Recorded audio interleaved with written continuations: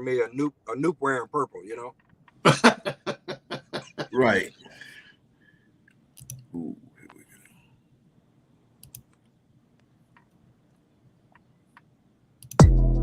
Alan, I've been working on that.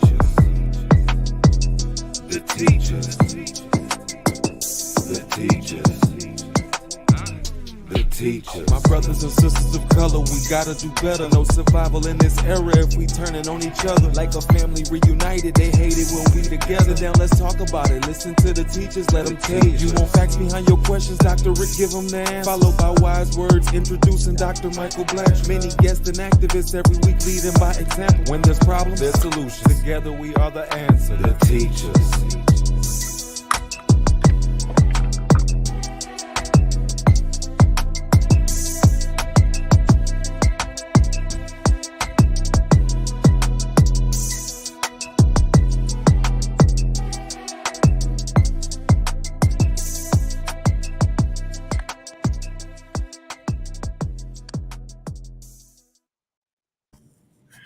Hello, everybody. Dr. Rick Wallace here. Along with me, I have my partner in crime, Dr. Michael Blanchard. Together, we are the Teachers. We're going to move along quickly because we're a little stretched for time this morning, but we have with us author and relationship expert, Alan Roger Currie, who's also a frat brother of Dr. Blanchard. And I think Doc was about to try to fill you in on the fact that he's been heavily recruiting me for quite some time right now before we actually kicked in the intro. But Doc, you know, we've had a bunch of conversations about this relationship thing and where I stand on it and the years that I've put off into it and my approach to it. And we've had our conversations about Kevin Samuels and his approach to it. And more importantly, how I believe that truth alone isn't justifiable. I think that approach is important if you're really truly looking for effectiveness. You got to watch how you bring a message. But we understand the difference between entertainment and true effective consulting, counseling, and other things. I think that Brother Currie definitely has a unique view and approach to understanding the dynamic that we're in right now. And I'm going to let you introduce him and bring him into this. But man, I think everybody needs to check out this whole, man, I'm just trying to get the whole red pill, blue pill thing down. This brother done brought in a black pill and a purple pill. And now I'm like, wait a minute, man, I can't take no more pills. But when you really look at the concepts and the philosophies and understanding people, I think it's important that no matter where you stand on this, that you have an understanding that there are different types of people and different types of people are viewing things differently. And you're trying to mesh something and make it happen. And so we're going to talk about all that, but you go ahead and bring him in and then I'll come in and I'll talk to you. I'll bring in my questions when I can. So it's on you now, Doc. Yeah, so I've known Alan for 36 years now. He actually brought me into Kappa Alpha Psi back in the fall of 1985. So I've known this brother for years, and I guess it was around 2013 he and I actually had a conversation about what he actually did, and it was surprising to me that someone would need a dating coach, and that there was actually a market for those type of services. So he educated me back in 2013 about it, and then when this subject came up, I actually saw a post about what was going on between the entertainment side of it opposed to the therapist and family I guess you would say therapy, family therapy, mental health side of it, dating coach side of it. A difference between the the education side of it and entertainment. And so I wanted to bring him on to talk about that, and to talk about his book that was published back in 2006, Mode One, and it kind of had some influence with the movie Hitch and all of that. So Alan, if you would just tell our viewers a little bit about your upbringing. You're from Gary, Indiana. Give them a little history of where you grew up, and maybe take them through Indiana University, and then leading up to you writing the book Mode 1 that you published in 2006. Sure. Well, first I want to say thank you to you, distinguished gentlemen, for having me as a guest. It's funny, on a quick side note, I thought I wasn't familiar with Dr. Wallace, but if you remember, around the time that Dr. Blanchard and I's frat brother, his name was Kevin Bo Battles, got murdered in Texas. Yeah. You guys had at least 2 or 3 conversations about it, and I remember tuning into one.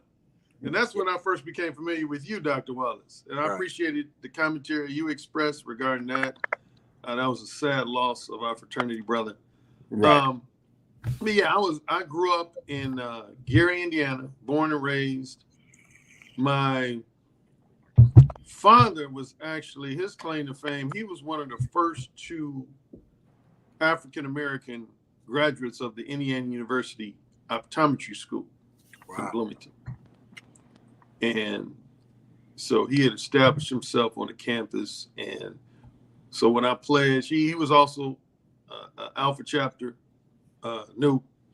So when I pledged, I was considered a legacy. I actually had an older cousin too that pledged in Bloomington. And but yeah, IU was a great experience. Technically, IU was when my Mode 1 philosophy first got started. But I never thought that it would end up with me having a career as a book author and dating coach. But to give a little excerpt of my backstory, what it was one time I was having a conversation with 3 members of Alpha Kappa Alpha sorority. And they asked me lightheartedly, could they pick my brain? And I said, sure, go ahead. And their complaint at the time was, I think this was spring of '84. And they asked me, Alan, why do men go as far as to give you the misleading impression that they want to be your next long-term boyfriend and, basically have a long-term, emotionally profound relationship with you? But then when you have sex with them 2 times, 5 times, 10 times, I don't think they said the term ghost, but I'll say ghost. They said, then they just go ghost on you. And I said, oh, that's easy. They wanted casual sex. Their objective was really casual sex, but they didn't have the confidence and courage to just straightforwardly tell you that. Mm. And they said, well, why not? And I was like, they just didn't. And they basically went on to argue. They said, well, Alan, to enlighten you, women get into casual sex too. And so we would much prefer if that's all they want, like a one-night stand, weekend fling or something similar, to just straightforwardly tell us that. And so first I kind of teased them about being whiners and complainers. But then a couple days later, I found myself asking a few of the other noobs in the frat house, kind of informally, I said, let me ask you a question. I said, sure. I said, if you meet a woman that you want nothing more than casual sex, do you tell them that straightforwardly, or you kind of try to BS them? And almost all of them, 19 out of 20 guys basically was like, come on. They was like, run game. They said, AC, man, come on, man. You can't just straightforwardly tell a woman that all you want from her is casual sex. You asking to be rejected, if not flat out cursed out or whatever. And I was basically like, no, I disagree with that. So then I start being real straightforward like that. Like anytime I interacted with a woman, I knew I didn't want her to be, my long-term girlfriend. I would let them know straightforward. I basically, in one way or another, tell them all I'm looking for is just totally non-monogamous, short-term sex. And some of the women would have somewhat of an adverse reaction to that. But then what I really noticed was that even some of the ones who initially had an adverse reaction, a couple days later or a couple weeks later, they would basically end up saying, yeah, okay, I'm down. And that's what I later on start calling Mode 1 behavior, or mode 1 verbal communication style is when you just upfront, specific, and straightforwardly honest with women about whether or not you want long-term, short-term, monogamous, non-monogamous, and similar. But that wasn't my focus back then. When I left IU, I actually did not graduate as a traditional student. I left IU, pursued a career as an actor. I did some stage acting. I did some local, regional, and national television commercials. Then I went back to school in 91 and got my bachelor's degree in economics with a minor in psychology and theater and drama. Then I did 1 year of the Kelley School of Business in Bloomington, MBA program, but I didn't finish. I got an internship at New Line Cinema in Beverly Hills, and I just stayed out in Los Angeles for the next 6.5 years. So for most of my 20s and the vast majority of my 30s, I was pursuing a career in the entertainment industry. But I have an older brother named Steven who actually transferred down to Bloomington. And he's part of the backstory because at least a handful of my frat brothers, when they were running into him on campus, they said, "Oh, so you Alan's brother?" And he said, "Yeah." They said, "Man, your brother's a trip." And he would say, "What are you talking about?" And then they would tell him about some, because they had witnessed some of my straightforward approach. They say, "Hey, man, your brother got this style where he just tells women like straight up, like all he wants is casual sex from a man, and like he got some kind of Jedi mind trick that they reciprocate that." And so he started asking me about it. This was during actually the year that Dr. Blanchard pledged, the 85, 86 school years when he came down. And he said, "So what's this I'm hearing? You got this ultra straightforward, even sometimes you use X-rated, triple X-rated language." I said, "Yeah, man, that's what I do." And I said, "I've gotten some favorable results." And he was kind of a skeptic. But then we happened to go to this Kroger's, Dr. Blanchard would know, it's on 3rd Avenue. Yeah, I know. In Bloomington. And without getting into any specific or explicit details, you can say I used my mode 1 style with this woman, and we ended up intimately interacting fairly quickly. And my brother was an eyewitness to it.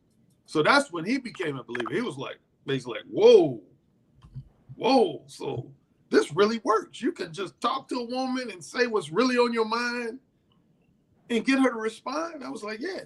And he was the first one who suggested, he said, "Oh, bro, you need to put this on paper. If you get results like what I just witnessed, you need to put this on paper." And I was kind of like, It just wasn't important to me at the time. Again, I was trying to do my thing in the entertainment industry. But over the years, he kept bringing it back up. Now, fast forward to, I was in Los Angeles, again, trying to pursue a career. I did some acting. I actually did stand-up comedy for about 15 months in 89 and 90. Then I turned to screenwriting. But I ended up coming back to the Midwest because my father had a heart attack and my mother was falling apart. And so I came back home. And then that's when it really got started. When I left Los Angeles to come back home, me and my brother were both looking for, ideally, a home-based business where we wouldn't be away from my mom for 8 hours a day. And my brother kept saying, "Dude, that mode 1 philosophy you got, you need to do something with that." And again, I was kind of like, He said, "No, really." And then without making the story longer, I first published an ebook in 99. Then I published my first paperback in 2006. And it kind of took off. I started getting emails from guys all over the world, not just here in the United States. I started getting emails from guys from Europe, Mexico, Brazil, saying they needed help, with their overall social skills, conversation skills. And then the movie Hitch came out in 2005. That's really when my brother amped it up. He was like, "Bro, that's you." He said, "You need to become some variation of a real life Hitch, man, because you already been having guys hitting you up for like advice and coaching." He said, "Man, you need to turn that into a career." And I didn't immediately at that time. I still had a 9-to-5 job. I started doing it like part-time, and I became a full-time dating coach in 2012. Mm. And So okay, I may be jumping ahead, but the way that you define men based off of their philosophies, you break them down into basically 4 groups. Those who have more of a probably naive traditional sense about the dating pool, they would be blue pill. Well, that's a little different. Some of it overlaps, but first I'll talk about my 4 modes of verbal communication. Then I'll transition into what's known and there's a term called the manosphere. And the manospheres who came up with these pills. So I'll touch on that second. First, in my book, I divide all verbal communication styles into generally 4 categories. I've already pretty much given the essence of mode 1. Mode 1 is when you're very upfront, specific, and straightforwardly honest with women about, again, whether or not you want long-term sex, short-term sex, monogamous sex, non-monogamous sex, whatever else. Mode 2 is when a guy makes an effort to be overly polite. He's kind of cautious in his speech, and he's very vague and ambiguous about what type of sex. He might be honest with a woman about the fact that he wants to have sex with her, but he won't be as specifically honest as far as if he wants long-term, short-term, monogamous, non-monogamous. Mode 3 is a guy who's one of 2 things. Either a guy who's just a flat-out coward, verbal coward. He's scared to approach women and initiate a conversation with them. So he might go to a party and look at a bunch of beautiful women and just stand against the wall and say, wow, she good looking. Wow, she fine. Wow. But the whole night, he just stands against the wall. Or a mode 3 guy is just a guy who's just a blatant liar. Like, if he really wants casual sex, he'll lie to a woman and give it a misleading impression. He wants a long-term relationship, which is what those 3 AKAs were complaining about. Or he might have a girlfriend, but tell another woman he wants to have sex with, he's single, and that sort of thing. So he just tends to be very dishonest, disingenuous, misleading, and manipulative. Mode 4 is a guy who's kind of taking himself out today, saying he's angry.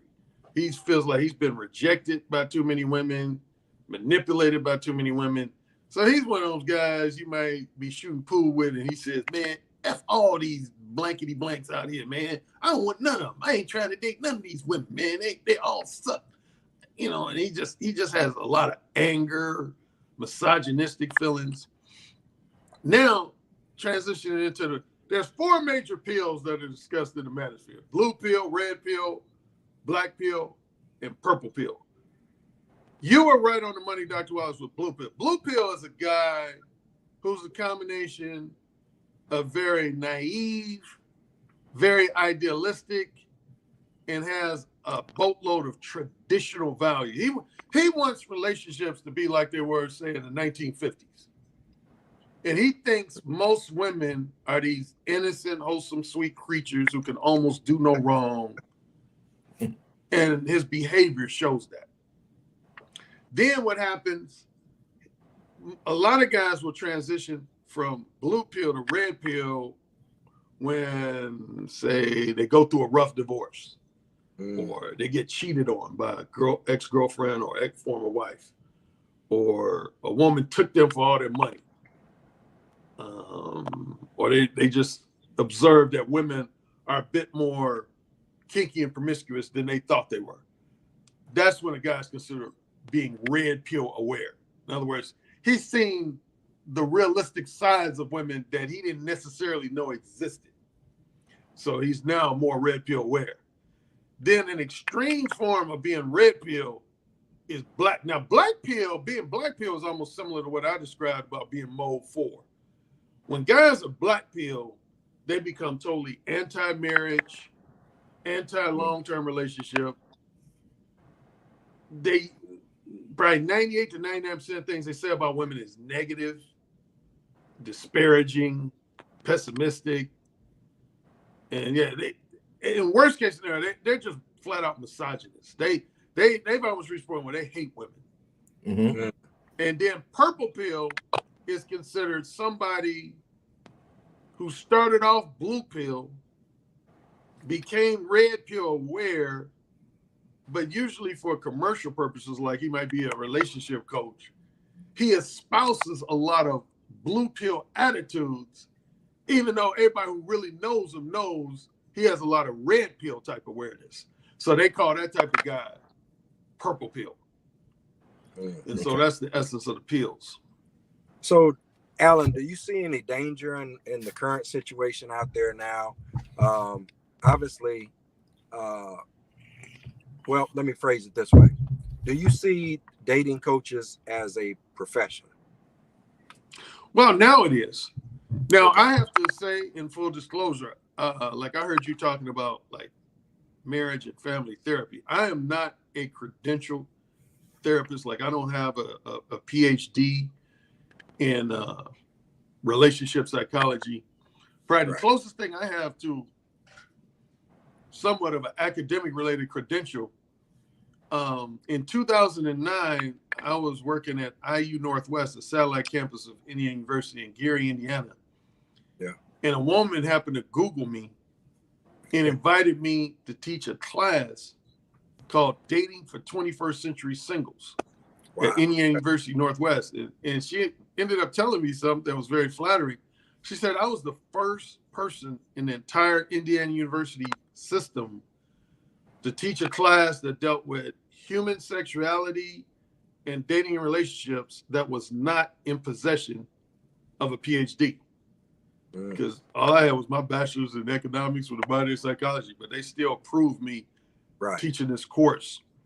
But yeah, I would arguably say I was the first, according to most guys in the manosphere, the first Black dating coach that start offering like email consultations, Skype and telephone consultations, one-on-one face-to-face coaching sessions.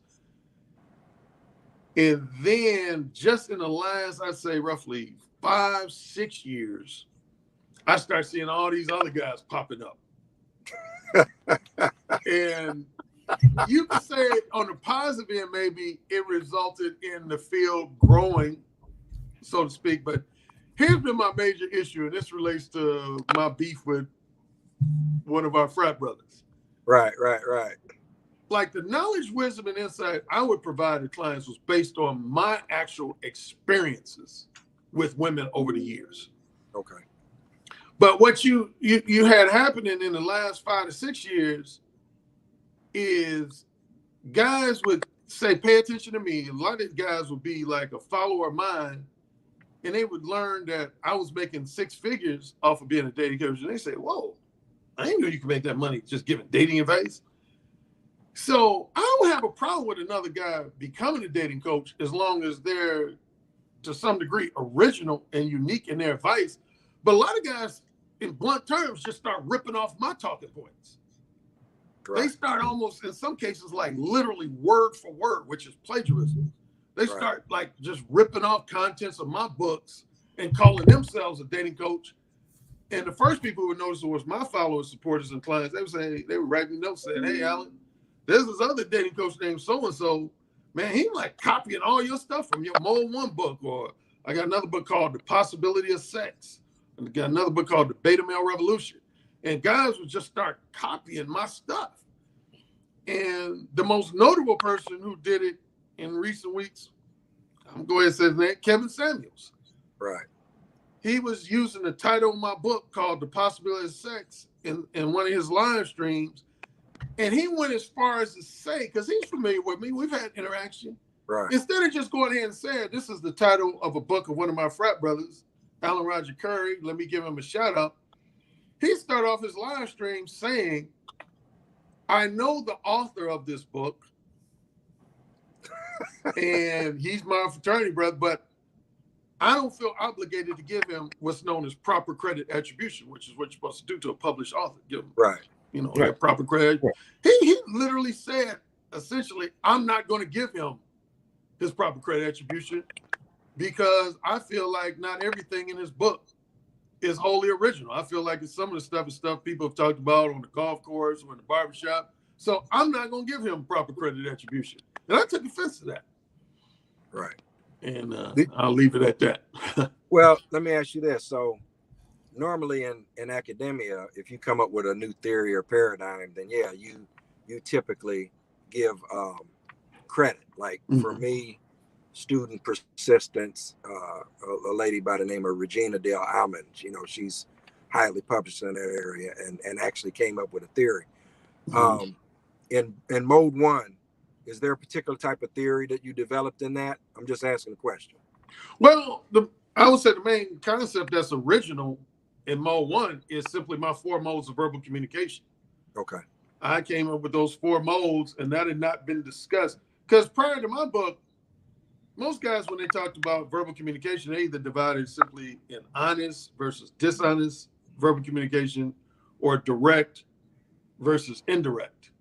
Whereas I took direct and divided into 2 subcategories, which is mode 1 and mode 4, and indirect and divided into 2 subcategories, which was mode 2 and mode 3.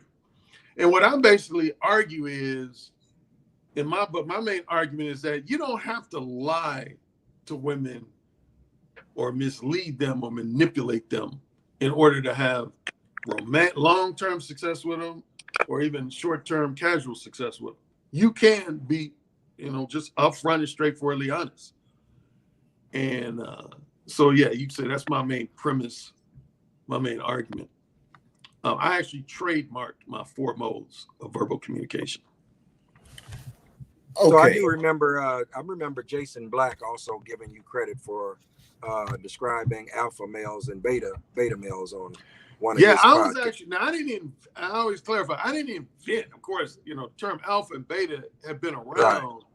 But again, But your name comes up. Your name comes up when people start talking about alpha and beta males. Your name frequently comes up out there. Yeah, well, I was gonna say, among guys who are, say, dating coaches, I was actually the first one to use that, because before I came on the scene, which again was in summer '99, most guys, their delineation for men was either nice guys versus womanizers, gentlemen versus bad boys, professional versus blue collar. Yeah, exactly. Those are the way. Yeah, those type of things. But nobody was really using alpha. What started me using it happened in the, I think, early to mid '90s. I was watching some special on, I think, either Animal Planet or Discovery Channel, and they were talking about mating rituals among various animal kingdoms. And in one portion, they said, I think they were talking about some animal kingdom within the ape family. They said, in this animal kingdom, some beta males, some of the male species known as beta males, never get to mate. And that was the first I ever heard. I was like, wow. They said only the alphas get to mate. And at minimum, if they do get to mate, I don't remember the exact words, but in essence, they said the beta males only get the alpha males leftovers. And I was just like, wow, that's deep. Like some animals, they fight to the death over one of the, the female species they like. They like go at it until one person's dead. That was even deep. I was like, dang. So yeah. That's when I started incorporating alpha male, beta. Now there is 2 hybrid categories I did uniquely come up with. In one of my books, I divide a lot of guys into 4 archetypes, which is what I call total alpha male. He tends to be more promiscuous, and he shies away from monogamous relationships. Then I have, this was one of my unique terms, I came with alpha male with a few beta traits. And that essentially is a guy who kind of floats back and forth between long-term relationships and casual sex. He's really into wanting to have one special woman and a family. But say if he's in between long-term relationships, he's going to play the field. And so that's what I call an alpha male with beta traits. Then I have what I call beta male. That's another unique archetype of mine, is the beta male with a few alpha traits. The gist of that guy was he has to have a lot of money to pull top quality women. If he became, say, unemployed for 3 months, 6 months, his girl gonna leave him because she want that cash. And then a total beta male, would represent guys like, there's guys in society nowadays known as incels, which represents they're involuntarily celibate. They just can't get laid. Either some is, I don't know, very physically unattractive about them. It's more so usually their social skills are just severely underdeveloped. And with the exception of hooking up with like a street prostitute or a call girl, they can't connect with women sexually at all. And that would be a total betas. It's interesting. And, you know, and we talk about the whole, the dating coach concept. And I find that interesting. And being a person who's actually in the quote unquote human behavior field and literally work with not only individuals, but couples in relationships, have done it for quite a bit.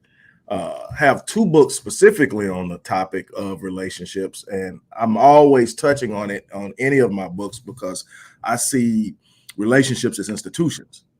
And certain things happen within the institutions. And I think that when we don't have a full grasp of these institutions, we underutilize them, we misuse them, and we get frustrated with it.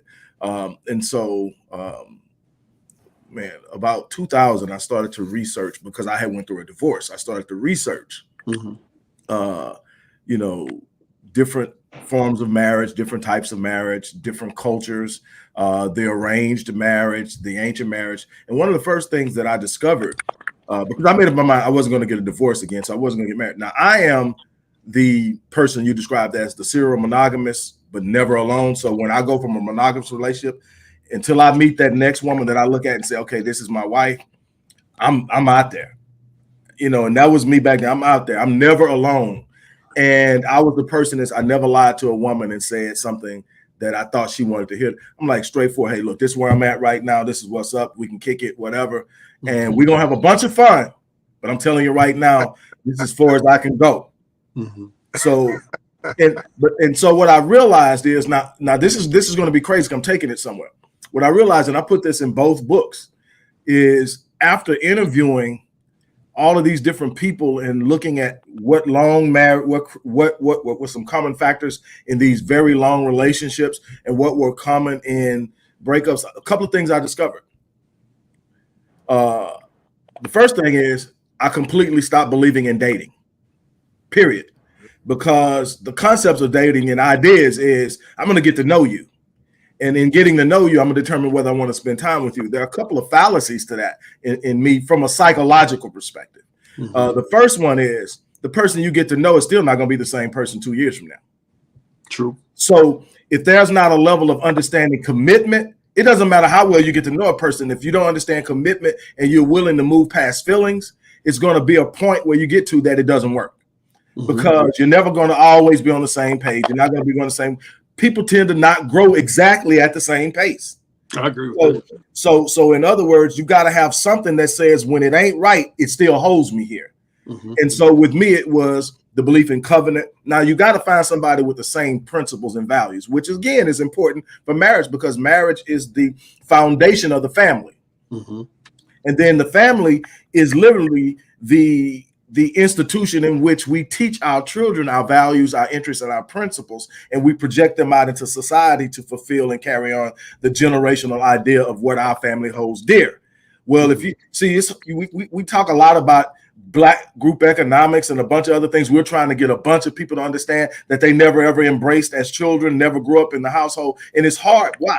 Because their values, they're hardwired with other behaviors that are not directly connected. The family is where you create those connections early in life. Well, the other part of that is the natural human engagement in social interactivity. Here it is. I learned this through practice. So it initially, before I started to do the research on it, I learned it in practice. I can sit up and tell a young lady, hey, look, this is where I'm at. I just got out of a long relationship. I'm not trying to get sick. You know, we can kick it. We can go to the movies. We can do it. You tell me how far you want to go. I'm not going to push you no further than you want to go. Because what I know is everything that I want, I'm going to have somebody that I can get it from without having to coerce anybody. So you tell me, you want to just be the movie chick? You could just be the movie chick. We good. Now, if you want to be that person that comes over when I call and you know what's up, then that's what it is. But understand, but here's the problem. Let's call this casual dating. All right, in a casual date, there's no obligation. I'm not dating you for the purpose of trying to see if I want to marry you. I'm just dating you. And if it gets somewhere, it gets somewhere. If not, there's no strings tied. We are not you're not my fiance, you're not my wife. I'm dating you. Here's the problem with that. First date, everybody goes on that, the first date. The second date, that all depends how horrible the first date was, how good the first date. But there are some people that say, even if the date was horrible, he's so fine or she's so fine, I got to give it one more shot, because they know what they're trying to get with that. Right? Okay. Well, I'm going to tell you something interesting, Dr. Wallace, that I get some degree of pushback on from the fellas in the manosphere. Starting with roughly the age of 22, up until I met my wife, I got married in July of 2020. Do you know, I've never, ever taken a woman out on a date for casual sex, ever. If I met a woman and I knew my objective was casual sex, I would just straightforwardly tell them that I wanted to have casual sex. And I would ultimately either invite them to come on my place or allow them to invite me to come on. But I've never taken a woman out on a lunch date, movie date, dinner date. And a lot of guys, their pushback is, oh man, even with casual sex, you got to take a woman out on 2, 3, 4, or even sometimes 5. I'm like, I agree with you with that, because I've had times and situations, and it's not something I'm proud of now where I'm at and how I'm raising my daughters and you know where I'm at with my wife and everything like that. But this is the reality of what we're talking about. I think it's important. There are times when, you know, hey, I met somebody out, and that night we were somewhere doing, you know, having sex. Just hey, look, hey man, I'm really feeling you right now. What's up? You know, I mean, just different times, and a lot of it is confidence, a lot of it is presentation, and a lot of it is an understanding is that this idea that men have about women is that there are these guarded, protective women that you got to convince to have sex. They probably want it more than we do, and you gotta understand that when you understand that, you just got to be what they want, and in the physical sense and in confidence, you know. But what I was getting at with the dating thing is, okay, after you go out on about 3 dates, I don't care how much you say this is just casual, no strings attached. I blaze you, you blaze me, whatever. On whatever level you do it, if it's strictly sex, if it's sex in a movie, if it's whatever, however you're going to do it, after a while, there's this thing called emotional bonding that takes place. You don't even realize it's happening. You're getting connected to this person. Now, you may not, in your mind, you're saying this dude I'm blazing, this chick I'm blazing, but that's a connectivity. Now, what happens is because we don't grow at the same pace, somebody's getting more connected than the other. And at some point, 6 months down the line, it grows old. And I've learned this from my connectivities. It would always happen. It's like I had to pay attention. Okay, now's the time I've got to stop it, because if I let it go any further, it's going to be a problem. So what happens is he walks up to you and he goes, hey, look, man, it's been fun. I've enjoyed it. It's been great. But right now I'm trying to move in a different direction. Hey, it's been good. Now, based on the agreement, she may or may say, you know what? I hate to see you go, but she's going to mourn that. That's going to be a period where she's going to have to recover from that. Now, it may be a week, maybe a month or whatever, but you're making these emotional connections that you leave a piece of you with someone when you leave, and that you take a piece of them with you. And then you take this fragmented process, and eventually you're going to want to start a relationship. And this only is about people who want to start relationships. You're going to go in there and you got to deal with it. I deal with the back end of it. People who did that for years and years and years and then got married, I have to help them sort that out and understand it. Because here's the other thing, and then I'll be done with the whole dating thing. Here's the other thing. When you're dating, let's say you're dating, but you're dating literally at some point thinking, I'm going to find the right person. Well, what tends to happen when you're dating is you find a person that feels this need. Then eventually there's a person that feels that need. Say, I like to do this. I like to do this. I like to do this. And then you got the movie person. You got the person that's great eye candy that makes you look $1 million when you take her out because she's a 10. You got all this stuff. Then you got the person that when it comes to the bedroom, she's killing it. So everything you need to make you feel satisfied is satisfied in all these people. There is not one person in the world can do all of them. So now when you get ready to start a relationship with one person, something's going to be missing. And now you feel like you're losing. Because now I used to have it all. And now I've got to give up something. And in the process of that, are you giving everything you have to this relationship? Because from an emotional perspective and a psychological perspective, you're believing that you're losing something. Well, on that point, that's one of the things I discuss in one of my books is that, without getting too lengthy, I basically say, see, before the 1960s, dating centered around both the man and the woman looking for what was known as the total package. Someone who brought a lot to the table. But then what happened, there was a lot of things. This is mainly my book called The Beta Male Revolution. There's a chapter where I talk about the number one period that changed dating dynamics, at least in this country, if not worldwide, was that period between roughly 1960 and the early to mid 70s. First thing that happened, you had the introduction of the birth control pill. Then you had the second wave of feminism kicked into high gear. Then you had the free love movement, otherwise known as the sexual revolution. And then finally, you had the legalization of abortion. And what I say in that book is that what all four of those factors contributed to is the stigma for women associated with both premarital sex and casual sex kind of significantly diminished, if not almost fully faded away. And so women start being more open to the idea of engaging in sex outside the context of marriage. And again, without getting too lengthy, to your point, what I said is that a lot of women became more niche oriented. They got this man for this specific need, another man for this specific need, another man for this specific need, another man for this specific need. So they felt like, shoot, why do I need one guy when I can have five guys taking care of five different needs? And then a lot of them almost became reluctant to engage in long-term relationships, again, to your point, because they felt like, well, shoot, if I just go for this one guy, he might have 3 of the 5 needs satisfied, but those other 2 needs are still just out there. And now you're saying I got to give up those 2 guys who took care of those 2 needs that I want? And just like, let's extend the same thing happen with men. So yeah, that's very valid what you said about the specific niche needs that both men and women, particularly women, became comfortable with.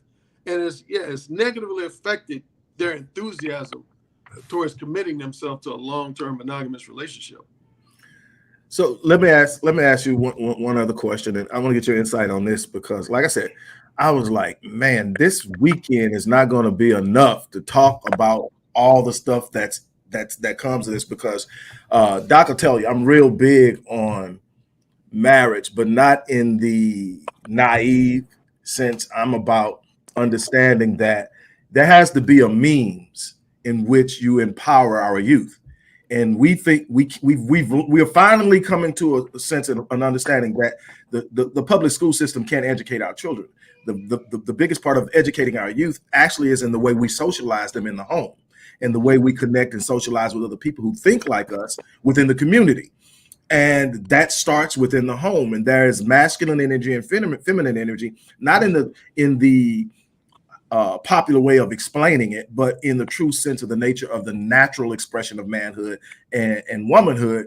And as we get away from it, we have problems. But one of the things that blew my mind in my research before I wrote When Your House Is Not a Home, which is the first book on marriage, it deals with marriage after the fact and conflict in the marriage. Mm-hmm. The latest one is Merging Souls, Healing, Hope, and Restoration in Modern Marriage.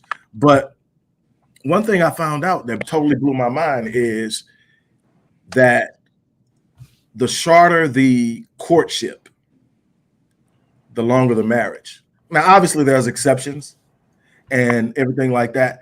But the longer you talk about being in an engagement or we dated and all this here, the shorter the relationship tends to be. In other words, there's only I don't know if you're familiar with Malcolm Gladwell? Yes. Okay. You have you read Blink? No. Okay, Malcolm Gladwell wrote this book about blinking. It's about human intuition.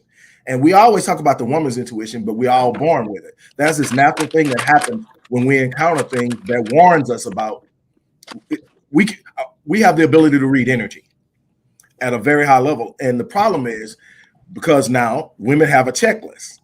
When it specifically comes to men, but I'm talking about anything. But when it comes to men, women have a checklist. Men have this idea of what they want. So, and what happens is we override our intuition. But the book Blink is about these tests that were run, and they found out that they tested a bunch of things. They did a test where they had kids observe a college professor lecturing, and they had them do it in varying levels. One observed through the window of the classroom door. One observed by sitting through the whole meeting. One watched a 10-second clip on the video and everything like this here. And then they were asked to real specific questions that had nothing to do with the lecture, but about the professor. And the ones who peeked through the window, the one who had the 10-second clip, were way more accurate about it than the person who sit through the entire lecture. Because as you sit through the lecture, you start to listen to him intellectually expound, and you start to develop an idea about him based solely on his intellect, his intellectual prowess. And so it goes on relationships and everything else that you tend to be able to know who you're going to meet, who they are almost immediately if you are open to your intuition. And so this had some powerful influences on how I approach things. But this is what I want to know. What have you seen in that sense? Because I've had a client who came to me, and her husband cheated on her roughly around 5 years in, and her whole thing was, I never saw it coming. And I have this thing I call in my sessions where I peel layers. And so I take time. I don't go, if it takes me a year, I'm getting to and I need you to trust me. So I'm not ripping into you. I'm slowly allowing you to tell me who you are. And in that, she's telling me, we're going back, hey, what happened here? We had this dart and we had this, and we're going backwards. And we had this and we did this and we did this. And but she would always come back, but I never saw it coming. I said, it's okay. It's okay that you didn't see it coming. We get back to the day they met. And I said, so tell me, what was it like the day you met him? So when I first saw him, I didn't like him. But when I first saw him, I didn't like him. But what was the but? He was very professional. He was very courteous. He presented well. You could tell that he earned a nice living and all that. So you immediately ignored this thing that just came you when you first met him. So you didn't know anything about him and you didn't like him. That should have been something, but we have been trained to completely ignore that. And so, I mean, as much as you can, like, where do you sit on that? How do you see that? Well, one of the things all of my books are about, particularly Mo 1, but really all of my books are about, I'm going to reference a comedy bit from Chris Rock. Chris Rock had a bit years ago where he said that most men and women are not their real authentic selves for the first minimum for the first 3 dates. He said his term was, he said, you send your most polite and impressive representative on the first 3 dates. And then maybe beginning with the 4th date, you slowly but surely begin to reveal your true self. And I always argue that the worst thing a man or a woman can do entering into a relationship is pretend to be somebody that they know they're not. A lot of guys try to be more gentlemanly, more polite, more sexually conservative. Basically, they try to avoid revealing any side of themselves that they think has the potential to turn the woman off. And the same with women. And I always say that's a bad thing. I think from literally your first interaction with a person that you see possibly as a long-term companion, you need to be real. Even if that reveals some chinks in your armor, some qualities or attributes that some people might consider undesirable or unappealing, you need to be like me and my wife, for example. I can say that about my wife and I. We were real and authentic with each other from the get-go. There wasn't no me, as Chris Rock would say, sending my representative. I was just really bold, real, and authentic with her from like the first. Actually, my wife came to me because I usually have men as clients, but sometimes I work with women and couples. And actually, how me and my wife met, she came to me as a dating coaching client.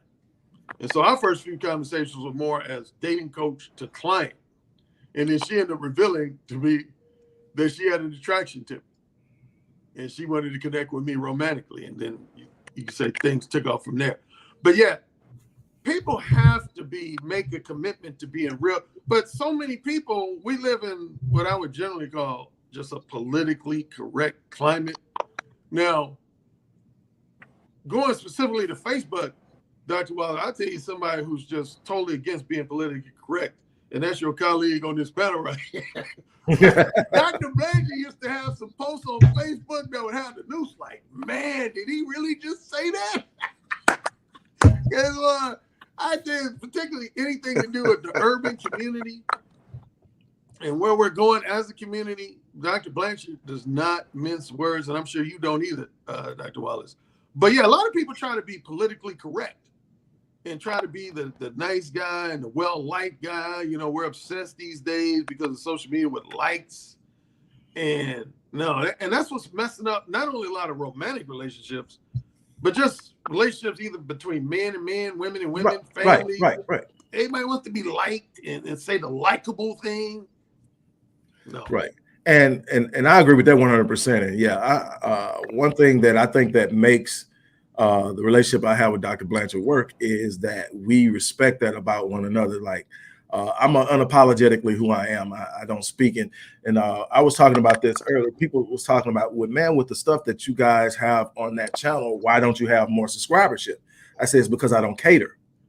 I'm not here for likes. I'm not here for the performance perspective. Now, obviously, if we ever get it going and it starts to be a big revenue generator, great.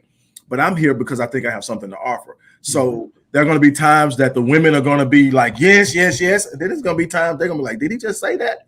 Because I'm not here to cater. And see, that's the thing. We talk about a certain person, and we're not going to mention that person's name, but we talk about certain, and see, that's it. When you take a blueprint, the first thing I saw when I started researching you, and I saw a couple of the press releases that were kind of promoting your books. And I was looking at how you were outlining stuff when you were explaining it.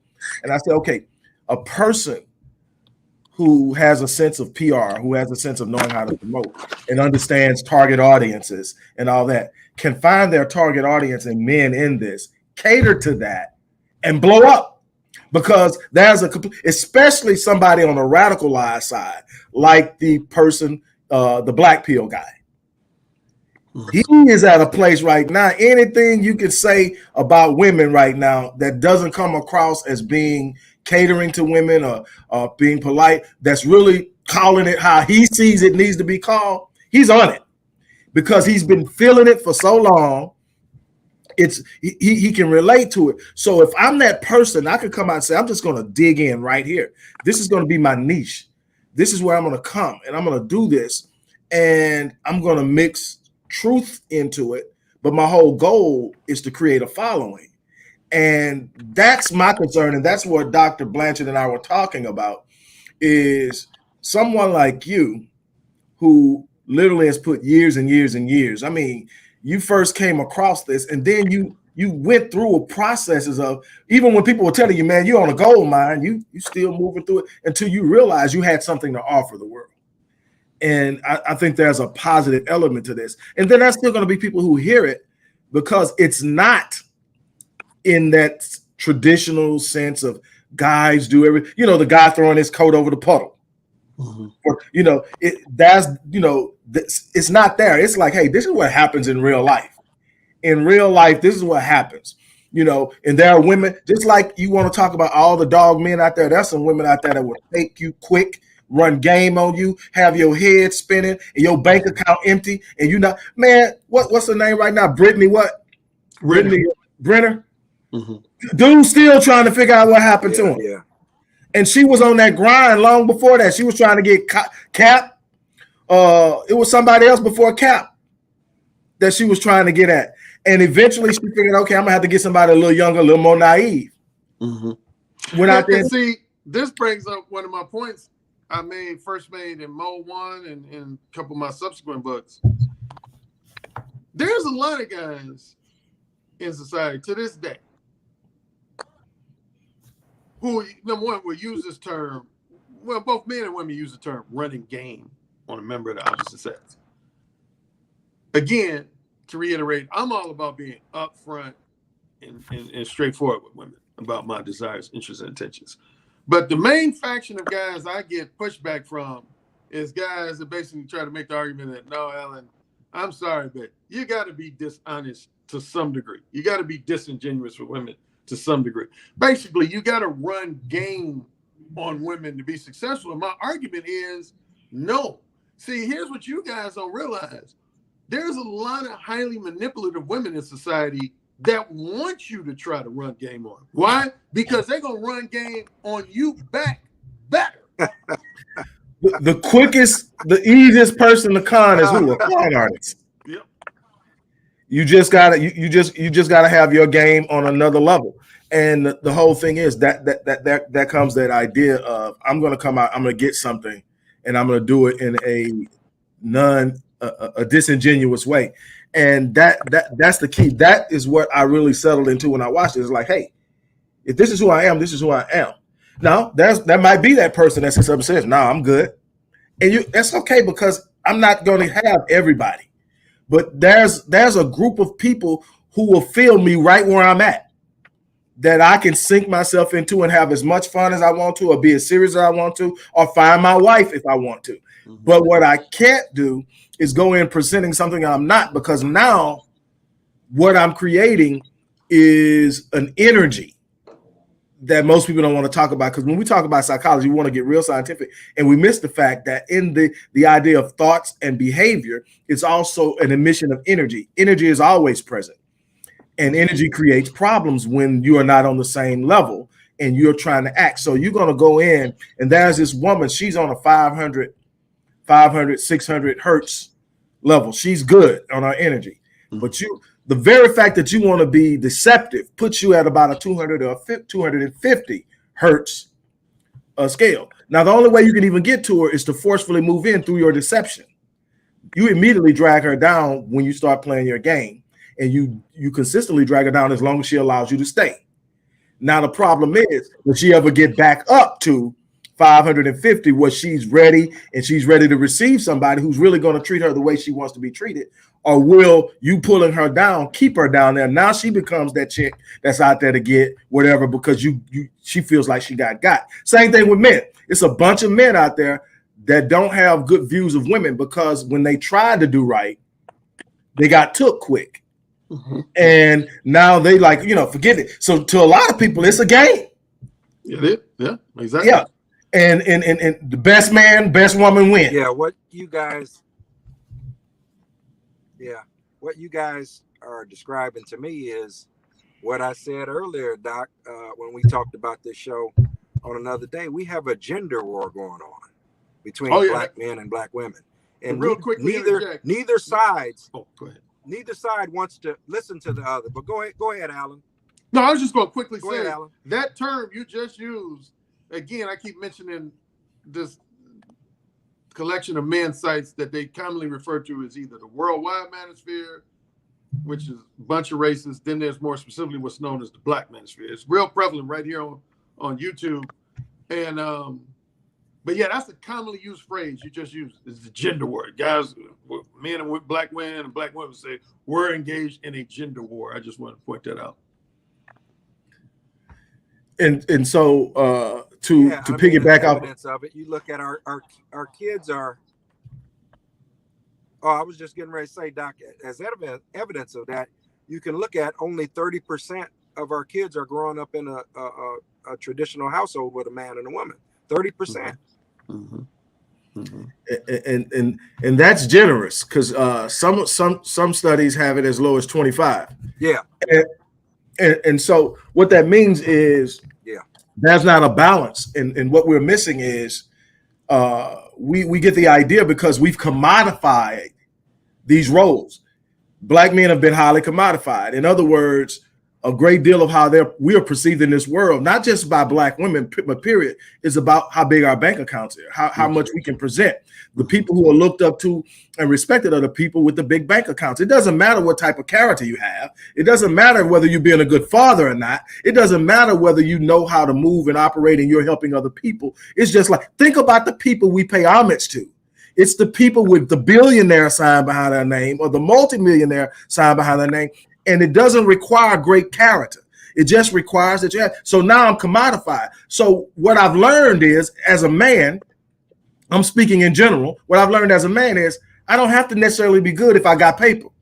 Well, I don't want to pick on this fraternity brother. I'm not even going to mention his name again, even though I did mention it earlier in this conversation.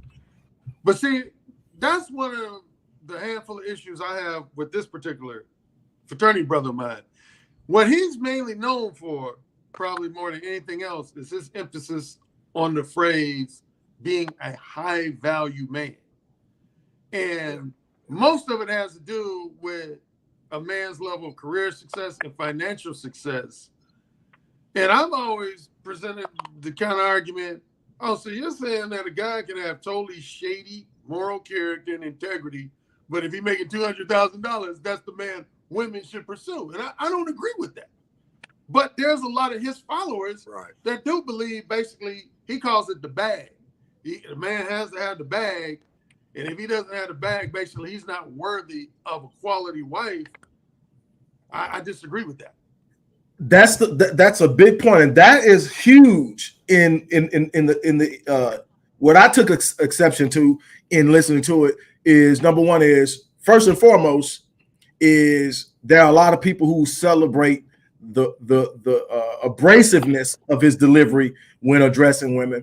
And my point has always been, I can tell the same truth to the same woman and do it in a way where she respects me and where she takes the advice I'm giving her and goes out. I told you the same thing, but I did it in a way that was respectful.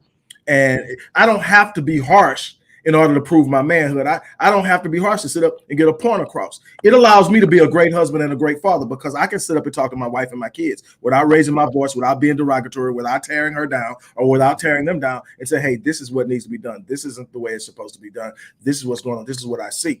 But my goal is to lift you and edify you more than it is to take advantage of where you're at.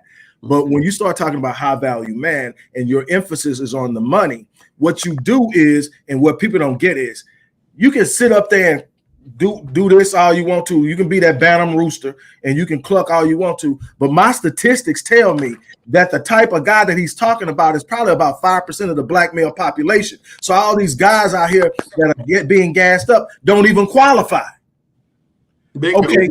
So you don't qualify. You got him gassing you up, but you don't qualify. The median income for black men is $42,000. That's a long way from 200. Mm-hmm. So, okay, how are you measuring up when you yourself are allowing yourself to be categorized and valued in such a small way? What about how well you work with your children? What about how your children respect you? I said this a long time ago, and Doc will tell you, I've always said that you can discern the character of a man by the confidence of his woman and the respect of his children. Now, and he doesn't have to have a six-figure income. Now, there's nothing wrong with having a six-figure income. I would love to see all of us striving to be better providers across the board. But to me, provision is more than money. Mm-hmm. I need to provide a safe space for my family. I need to provide encouragement for my family. I need to provide a place where my family can feel they can grow. I need to be providing wisdom. I need to provide leadership. I need to provide all those things so that when my family knows, as long as my daddy, as long as my husband is in this place, we're gonna figure this out. That is what we need in men. And here's the other thing, and then I'll be done. Here's the other thing. If you really have a man who has his head on right and wants the best for himself, even if he can't be a sole provider now, there's a desire inside of him too. It's just naturally there. He wants to be that man, especially in an era where he's been commodified. He wants to be that man. So if the right woman comes along and she knows how to plug into him, and she knows how to talk to him, she knows how to be alongside of him, she knows how to open up her spiritual womb, he will become a six-figure dude or better, he will become a provider because he has a desire to do so. And if she comes in and she's not sucking things out of him, he'll become that. So it's not always what he is now, it's what his potential is and how you fit into it. And if everybody's being honest with everybody, to your main and primary point, everybody knows where they're starting at. Everybody knows where they're going. The problem is you got a bunch of people pretending to be something they're not, and then lying about where they're going. Then both people setting expectations that are unrealistic because nobody is who they said they were. And then eventually getting to the point where those expectations can't be met. And here we go. We're down at divorce court. Yep. In a nutshell. Yep. So Alan, where do you see yourself going in the future, man? You had a lot of success with Mode 1 and some of your other books. Are you retired now, or what do you have in the works? What's in the future for you, man? Are you gonna make a comeback? Because it's real ripe. I take this it's real ripe right now. Nope, I'm definitely not retired. Matter of fact, it's funny, on my YouTube channel, I just recently did a video. Cause see, remember I was talking about some of these, basically what I call ARC copycats. They want me to retire, essentially, so they can steal my talking points. That's the biggest problem I've had, specifically since I've been on YouTube. Like, I did a show on Blog Talk Radio for 9 years. I never really ran into that problem. But since I started doing YouTube videos in 2017, and again, I had all these younger dating coaches just try to steal my, anyway, without getting a long story, long digression. They want me to retire. I said, no, I'm not going to retire. I'm going to do the dating coaching thing as long as I have clients who are interested in my unique form of advice. I'm definitely going to continue to market my books, from now to the day I die. Actually, I would say the biggest thing I want to accomplish that I have yet to accomplish that would kind of merge my two career interests, because initially, again, I was interested in the entertainment industry. I want a movie and or a Netflix series that's based on one or more of my books. I've been in conversation with some of my Hollywood connections about making that happen. So I would like to see that happen. Now, like, one person I admit I had some degree of envy of was Issa Rae.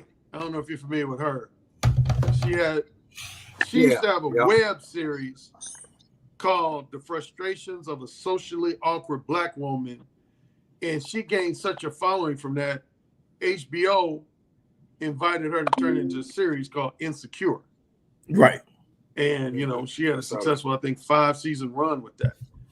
And so she covered a lot of things specific. Now, I will admit, I don't really usually cover, depending on who I'm talking to, just black men versus black women issues. I kind of cover, like, I have dating coaching clients of all races and ethnicities in almost every major country of the world.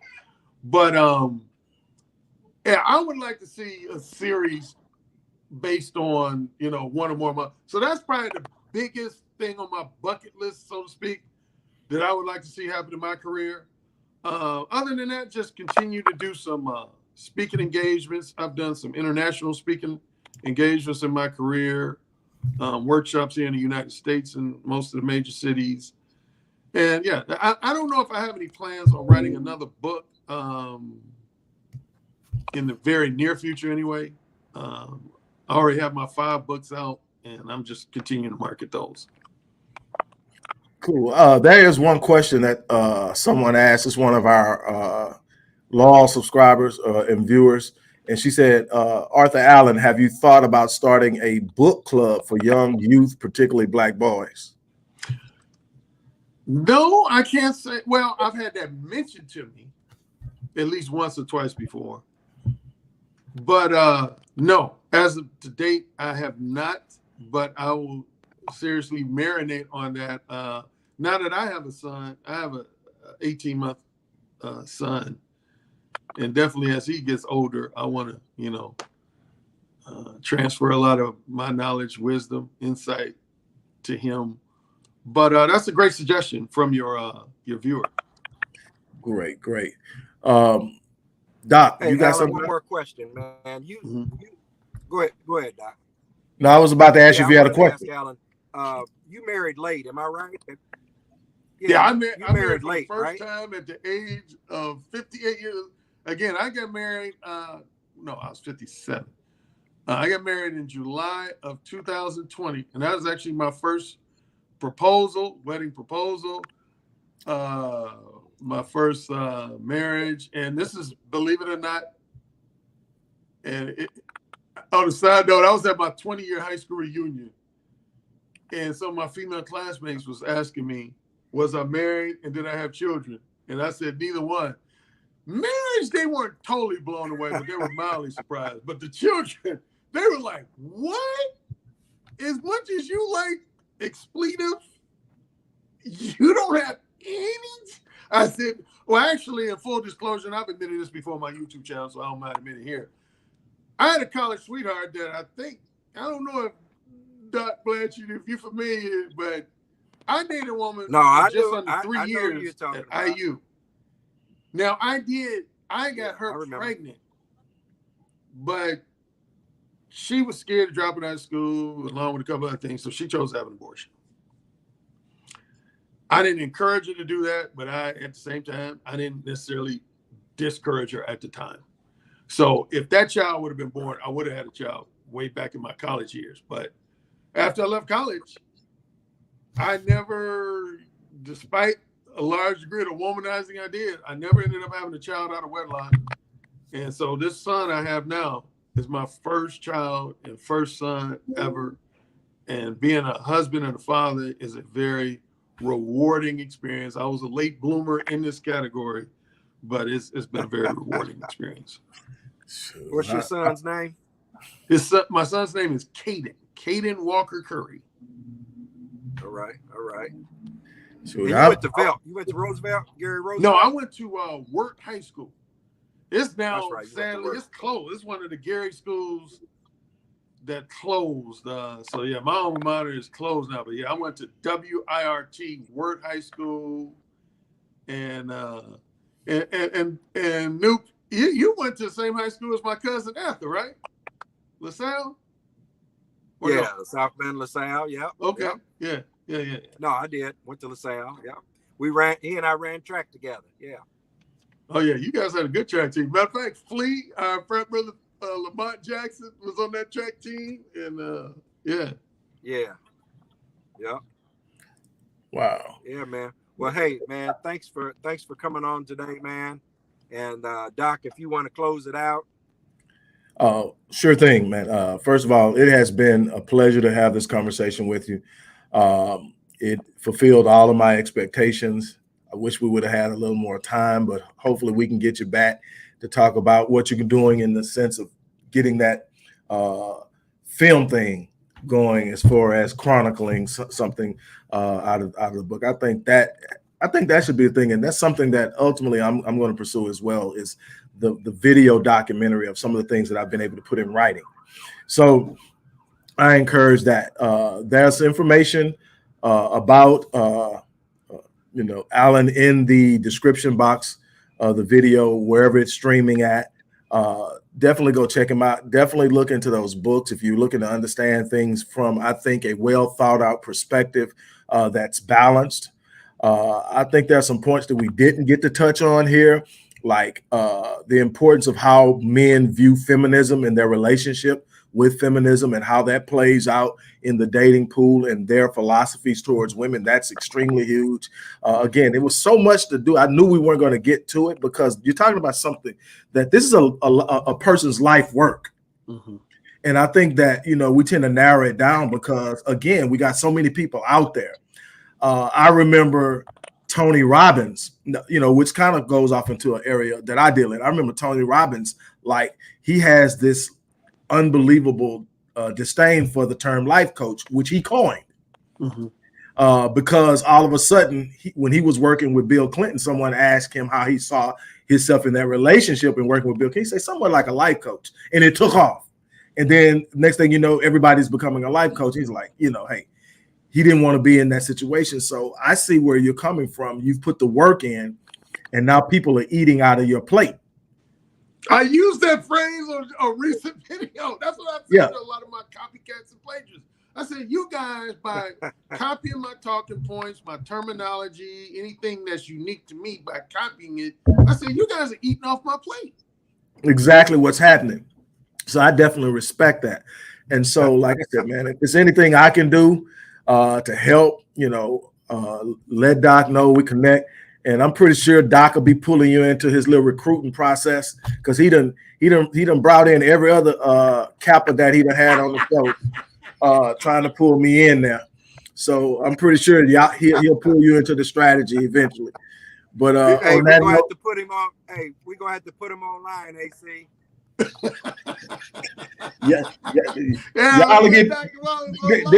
Y'all get tired of me about 2 days in. Standing at attention. About 2 days in, I said, never mind, forget it, dude. Going back. Doc standing at attention. But on that note, look, we're gonna get off here. Thank you to everybody for allowing us to invade your Saturday mornings. We always appreciate that. I'm pretty sure so many other things you guys could have did for an hour on Saturday morning, but you decided to stop in. I hope that we were able to share some things with you that was informative and empowering. Again, check out the work of Alan Roger Currie. I was extremely impressed in doing my homework. And so I'll be continuing to read. I'll be grabbing books. They'll end up on my reference sheets on something I write in the future, because I think that you have some extremely valid points. On that note, we're going to get out of here. Thank you, everybody. Have a great weekend, and we'll see you soon.